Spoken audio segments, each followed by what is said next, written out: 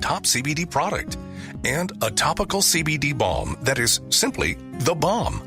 So relax and feel better naturally with the Honest Hemp CBD system, available at honesthemp.com.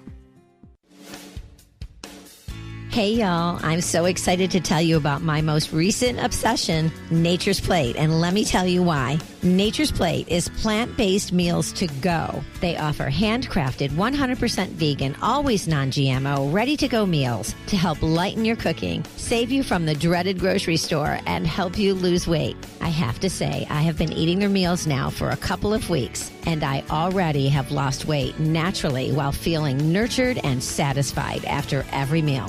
And here's why. The one thing about Nature's Plate that is so beneficial is that their meals are nutrient dense but without all the calories. They also have a rotating menu so you aren't stuck eating the same thing every week. There's 3 convenient locations in the Dallas area, and they even offer delivery options. Nature's Plate makes it so easy to eat healthy, and what you're eating benefits not only you, but the environment too. Find a location near you or order online. Go to naturesplate.com. That's naturesplate.com. Did you know there are over 3,000 kinds of snakes? And most, being shy, pose no threat to humans. But they are still feared and killed, even for frivolous fashion. In his poem Snake, D.H. Lawrence marvels at a snake drinking from a water trough.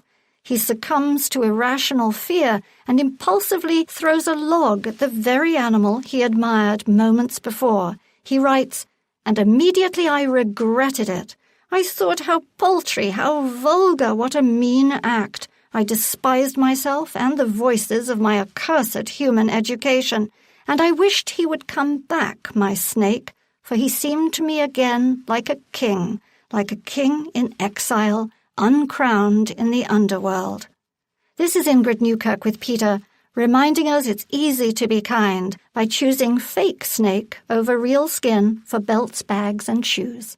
Hi, everyone. This is Bernadette. Do you know why I love Paleo Magazine? Paleo Magazine was founded with the purpose of providing readers with the information they need to live strong, vibrant, healthy lives. They are dedicated to partnering with leaders in the paleo community to spread the knowledge of ancestral health principles without the influence of big pharma or big agriculture. Paleo Magazine. Follow them on Facebook, Twitter, Pinterest, and Instagram, or visit them at paleomagonline.com. That's paleomagonline.com.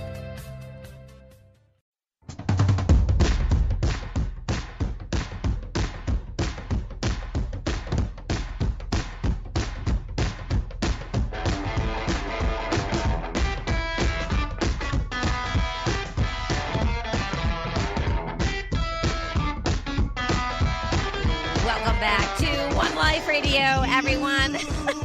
Great music by Diamond Gray, and they're running the music, running the show, producing it, and we've got Aviana Barrientos and Shawn Wells in studio with us, and we have Dr. Art Markman on the line. Oh my gosh, I love this guy. I can't wait to talk with him about this subject. Does what you have affect what you give? Dr. Markman is a PhD and is a Annabelle Iran Worship Centennial Professor of Psychology and Marketing at the University of Texas at Austin. He got his Bachelor's of Science in Cognitive Science from Brown and his PhD in Psychology from the University of Illinois. He has published over 150 scholarly works on topics in higher level thinking, including the effects of motivation on learning and performance, analogical reasoning, categorization, decision making, and creativity. He currently serves as a member of the editorial board of Cognitive Psychology, and he is a contributor to Psychology Today. So excited to have you on the show. Welcome, Dr. Art Markman, to One Life Radio. Oh, thanks so much. It is great to be back. Yeah, we've talked before, but right. this subject is so I don't know why it just strikes home to me because I really, greed disgusts me, and people that are really cheap, I don't like them. I just don't like to even be around them. So we're talking today about what you have affect what you give. So the first sentence in your article is a question that I want to ask. So does the amount of money someone has at any given time affect their generosity? Yeah, and the short answer is yes, it does, and not in the way that you might want it to. So you'd like to think that people who have more would give more of what they have, and by more of what they have, meaning a higher percentage of what they have. And it actually appears that it goes the opposite way, that the more you have, the more you focus on the amount of money you're giving rather than the percentage of what you have that you're giving. And so you paradoxically end up giving a smaller amount of your total money away to others. Yeah. Well, and you're incredibly astute on this subject. So I have to ask you this. So what causes this? Because I know, people that it seems like also the more money they get, that there's a greater fear of losing it, and that's really at the very core of it, right? Well, I think there's several different factors, right? One of them is actually, what does it take for you to feel generous? So a lot of us would have this self-image where we'd like to feel good about ourselves, and one of the ways we can do that is by giving to others, giving money to others. Now, if you don't have a lot of money, then if you write a $10 check to somebody, to a charity that you like, that doesn't feel like a lot of money. But if you don't have much money, then it may be a big percentage of what you have. And so people who don't have much may give away 10, 12, 15% of their money each year because they feel like that's what's going to make them feel like they're good. Whereas people who have more money, they now shift and they figure, well, if I give $10,000, that's a large amount of money. Mm-hmm. So I can feel good having given that amount away, even if it's a vanishingly small proportion of how much money they have. Yeah. So they're able to make themselves feel good, even though they have the capacity to give a lot more and to help a lot more people. Well, you said feel good now like a couple of times, I think, and so I have to ask you, because this is something also that I've felt for years, that, and I've read it many times, that true philanthropy is anonymously given. That's right. I think that to the extent that you can give in a way that the recipient doesn't necessarily know who got the money, where they got the money from, that can be a wonderful thing, because it means that that person doesn't have to feel, or that group doesn't have to feel like they owe you. Mm-hmm. But you still get the benefit of knowing that you helped. Yeah. And so, and of course, there's nothing wrong with doing something that is a virtuous thing and feeling good about it. Oh, yeah. Well, okay, so let's talk about that. Why does it make you feel so good? What's at the root of that psychology? Yeah.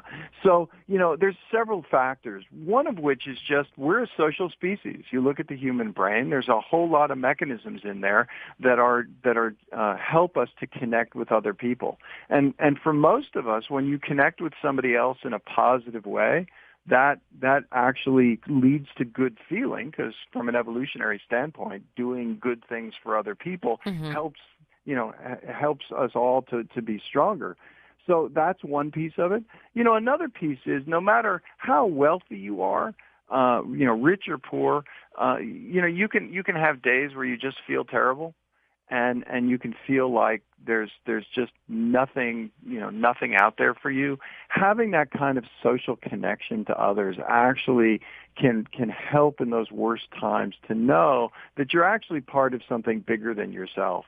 And that's another factor that actually leads to that kind of good feeling. Shawn Wells wants to ask you a question. Yeah. So I was just thinking about this, that, I think maybe as you get wealthier, you're potentially more removed from the impoverished, and maybe even threatened by them or scared of them, but you don't have as many people that are in a poverty state in your life, so it's harder to connect with them, it's harder to care about them. Like when I'm at an intersection and there's a homeless person, it's usually kind of like what you're saying, like the people that are in the beat up cars that are giving the money, and not mm-hmm. like the fancy cars giving the money. And I feel like maybe that's because they're more connected to those people. They have more of those people in their lives. They empathize more with them. Mm-hmm. Yeah. No, it's a great point. If you think about it, we don't really get very motivated by abstractions. It's why if you look at the literature that charities will send around, while they may have some facts and figures for you, what's on the front cover of their brochure is a picture of somebody. Mm-hmm. It is human stories that motivate us to do things. And the further removed you feel from that, the harder it is to really motivate yourself to feel like I need to give. And that's one of the reasons why, when a lot of charities are cultivating donors, they will try and get them to visit their facilities. Come to the food bank, come to the shelter, come and see what's going on here, because that, that really does create that closeness to the situation, that mm-hmm. empathy. Well, and gosh, I have so many questions I want to ask you. I really do. I'll start with this one. Do you believe, because I do, that if someone is truly just generous, they become more generous when they make more money? And if someone's truly greedy, they become more greedy as they make more money. It's kind of what we were talking about earlier, but do you think that's true? I certainly think that money, like any kind of success, tends to amplify the characteristics of individuals. So yeah, you'll become more of a caricature of yourself the more power, the more wealth that you have. And so those people who have a tendency towards generosity will in fact amplify that when they've had some success. Mm-hmm. But still, even there, it's important for people to say, you know what, let me set a percentage of the money that I have aside for good works, for charity and things like that, and to really focus on that percentage, because again, it can become easy to think, you know what, I just gave a large sum of money without really thinking about what that overall capacity is, that you actually can give a good percentage of your money away, and that might actually end up leading you to give even more, and help you to recognize that while you want to be generous, you could actually be more generous. You could help more people, than you think you can. Yeah. Well, a pet peeve of mine a little bit, and I don't know how you determine whether these companies that want to associate themselves with a certain percentage goes to, whatever it is, a child organization or an animal organization or sex trafficking or whatever it may be. And they want, I think that they use that sometimes to make their company look better, but it's not true philanthropy. Do you know what I'm saying? Do you ever think about that? Oh yeah, there's a whole branch of corporate discussion around what's called corporate social responsibility, where and one piece of that is companies that will give charitable contributions in order, and the question is, why are they doing that, and what is people's reaction? And I think a lot of people like you were describing are really cynical about that and feel like, well, this isn't really in the DNA of this company to care about this issue.